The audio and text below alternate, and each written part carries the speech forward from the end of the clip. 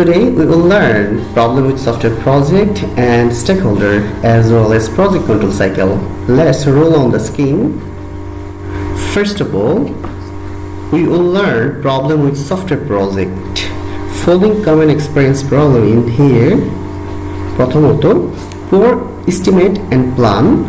যদি সঠিকভাবে এস্টিমেট বা প্ল্যান না করা যায় তবে প্রজেক্টের বিভিন্ন ধরনের সমস্যার সম্মুখীন হওয়ার সম্ভাবনা থাকে। কেননা সঠিক এস্টিমেট না থাকলে সঠিক রিসোর্সের হিসাব থাকবে না, সেই অনুযায়ী রিসোর্স ইউটিলাইজ করা যাবে না। একটি প্রকল্পের মূল ভিত্তি হলো প্ল্যান, আর প্ল্যান সঠিক না হলে এর বাস্তবায়ন করা অনেক কঠিন হয়ে যায়।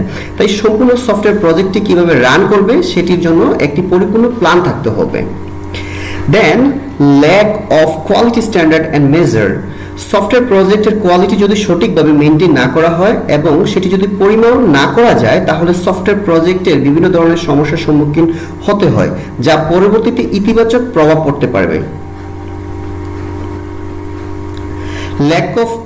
Lack of quality standard and measure. Software প্রজেক্টের কোয়ালিটি যদি সঠিকভাবে মেনটেন না করা হয় এবং সেটি যদি পরিমাপ না করা যায় তাহলে সফটওয়্যার প্রজেক্টের বিভিন্ন ধরনের সমস্যার সম্মুখীন হয়, যা পরবর্তীতে অর্গানাইজেশনের জন্য ইতিবাচক প্রভাব পড়বে।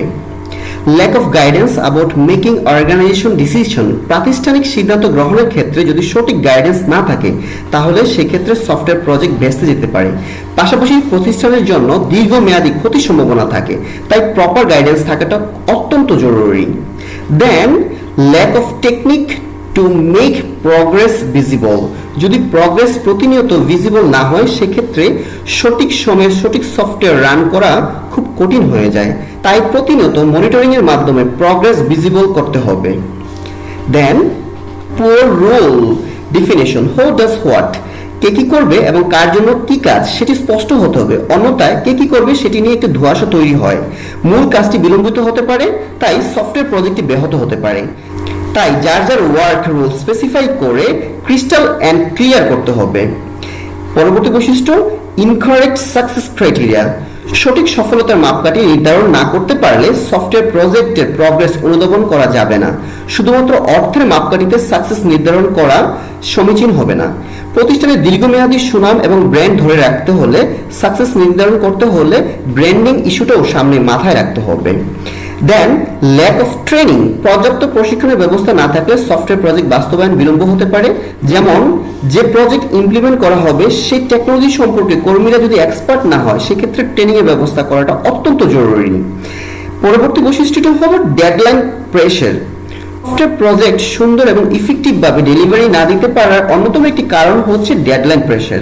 তাই প্রজেক্ট নেওয়ার সময় ডেডলাইন সম্পর্কে ক্লায়েন্টকে অবহিত করে মোটামুটি প্রথম থেকে কাজ শুরু করে দিতে হবে এবং সঠিক সময় প্রত্যেকটি কাজের মডিউল যদি আমি উঠিয়ে নিতে পারি সেক্ষেত্রে ডেডলাইন প্রেসার আর থাকার সম্ভাবনা থাকে না।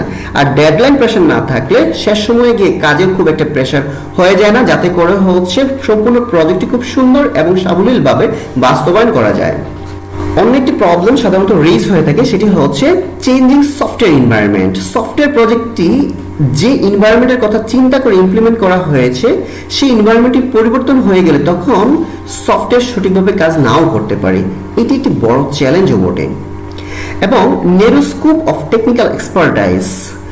সফটওয়্যার প্রজেক্টটি বাস্তবায়নে টেকনিক্যাল এক্সপার্টাইজ ব্যক্তির সক্ষমতা যদি কম থাকে তখন প্রজেক্টটি রান করতে সমস্যার সম্মুখীন হতে পারে এবং নতুন টেকনোলজি সম্পর্কে যদি টেকনিক্যাল এক্সপার্ট না থাকে তখন সেই প্রজেক্টটি নতুন একটি এনভায়রনমেন্টে গিয়ে অ্যাডাপ্টেবিলিটি তৈরির জন্য বেশ প্রবলেম কিংবা ব্যাক পেতে হয়।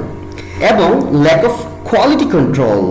সফটওয়্যার প্রজেক্টের কোয়ালিটি সঠিকভাবে নিয়ন্ত্রণ না করলে সম্পূর্ণ সফটওয়্যার প্রজেক্টের মান খারাপ হতে পারে, যাতে করে অর্গানাইজেশনের রিপুটেশন সহ বিভিন্ন ধরনের প্রবলেম রেজ হতে পারে।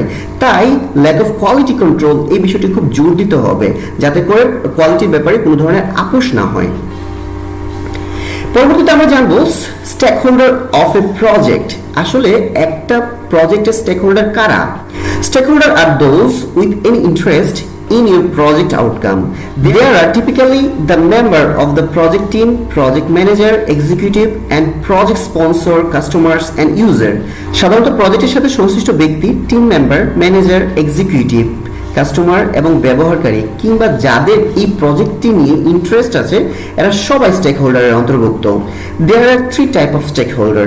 First of all, internal to the project team, যারা সরাসরি সফটওয়্যার তৈরির সাথে সম্পর্কিত, যেমন designer, coder, team leader, project manager, তারাই হচ্ছে internal to the project team.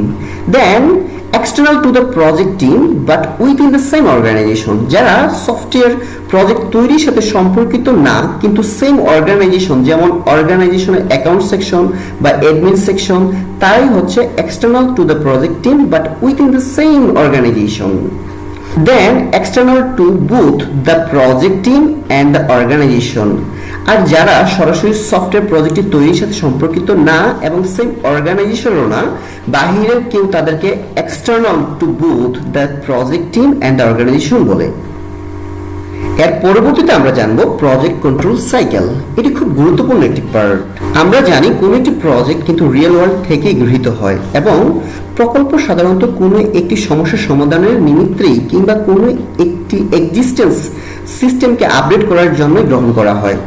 সমস্যাটা যেহেতু রিয়েল ওয়ার্ল্ড থেকেই নেওয়া, তাই প্রজেক্ট কন্ট্রোল সাইকেলের মধ্যেও মূলত সেটি দেখানো হয়েছে।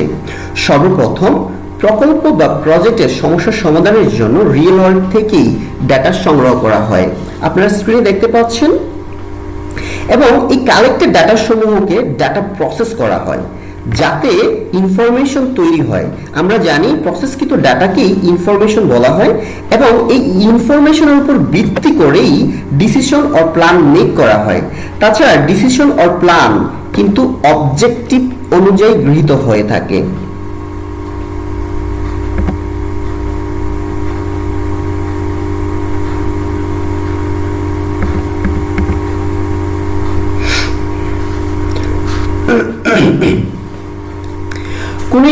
কোন একটি প্রজেক্ট কিন্তু রিয়েল ওয়ার্ল্ড থেকে গৃহীত হয় এবং প্রকল্প সাধারণত কোনো একটি সমস্যা সমাধানের নিমিত্তে কিংবা কোনো একটি এক্সিস্টিং সিস্টেমকে আপডেট করার জন্য গ্রহণ করা হয়।